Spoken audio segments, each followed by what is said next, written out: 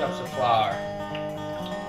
Roux are it's a binding agent for sauces, gravies, stuff like that. Got it all nice and hot. I'm gonna start putting in my flour. And with a roux, you want to really make sure that you keep this pot stirring, because you don't want to burn this. What I'm gonna do, start placing some meat in here like so. As soon as they're hitting the pan, they're gonna be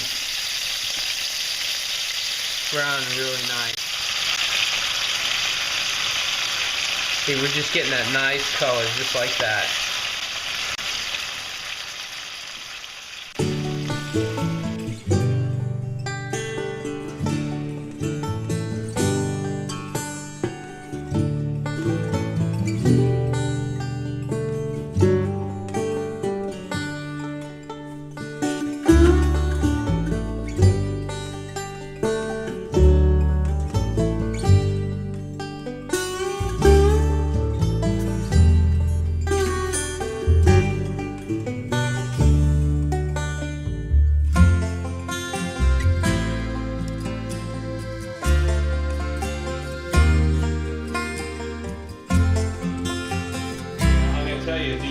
The camo pattern you see while Mark's doing that.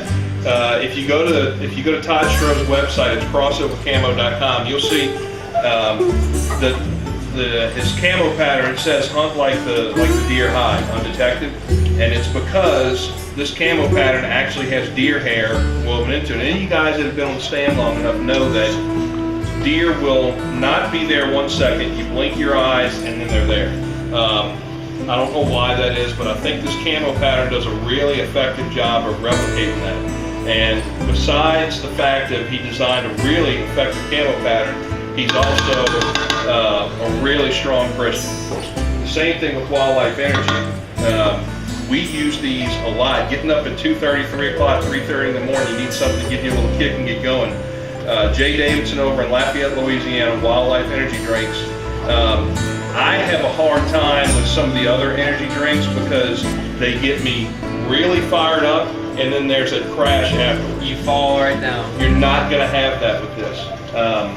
So 2 great products, 2 great Christian companies.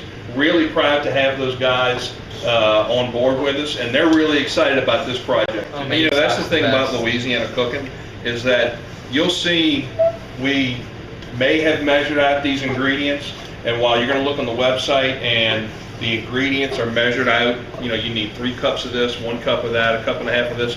I'm going to tell you, Louisiana cooking, just the history is, you know, on a Thursday or Friday, you were going through the fridge just putting stuff together that you had leftovers from that week. So there really is no, you can certainly overdo things, but everything in moderation. Not garlic. No, I don't think you can ever overdo the garlic. My wife says yes, I don't think so. But you know, feel free to kind of change these recipes up. You don't have to measure everything. I mean, you know how we do salt in the old Justin Wilson, where you put the salt in your hand, and then that's a teaspoon, that's a tablespoon, that's a tablespoon and a half. It dumps the whole thing in. And so that really is, that's how we kind of came up with the Steen's cane syrup. Is we wanted something to give our gumbos a little different flavor, a little sweet flavor, help caramelize those vegetables and onions while we're cooking them, and that Steen's does that. So don't be afraid to change things up, experiment with different ingredients. Just going to grab my onions, bell pepper, and celery. This is the Cajun Trendy right here, guys. So right now, I'm gonna add this in here. It thickens up. I'm gonna add my celery and good old bell pepper. Now I'm gonna add some Steen's. A very nice, sweet, nutty flavor. That's when the garlic comes in. Get these mushrooms going.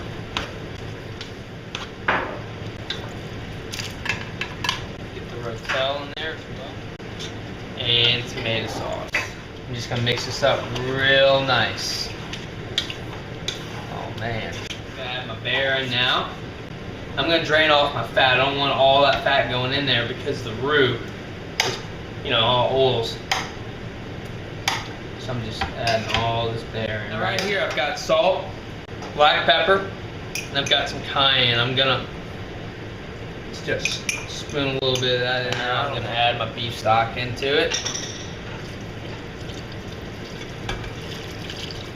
That's about, right here in this container, I have about 2 quarts. I'm not gonna put all of it in, I'm just gonna let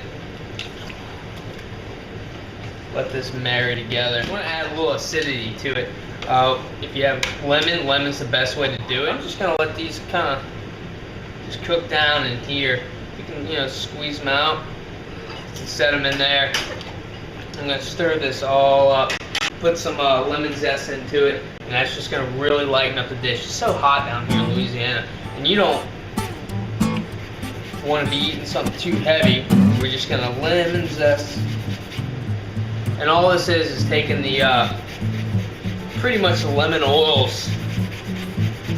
It's gonna really help lighten up this dish. Once you get to the white part, that's the pith of the lemon. It's really, really bitter, so you don't wanna really add that in. So right now we're at the point where I'm gonna let this sit for a little while and let this reduce and let this come together. Turn it down to about, you know, a little below medium. It's gonna let it, all these flavors move.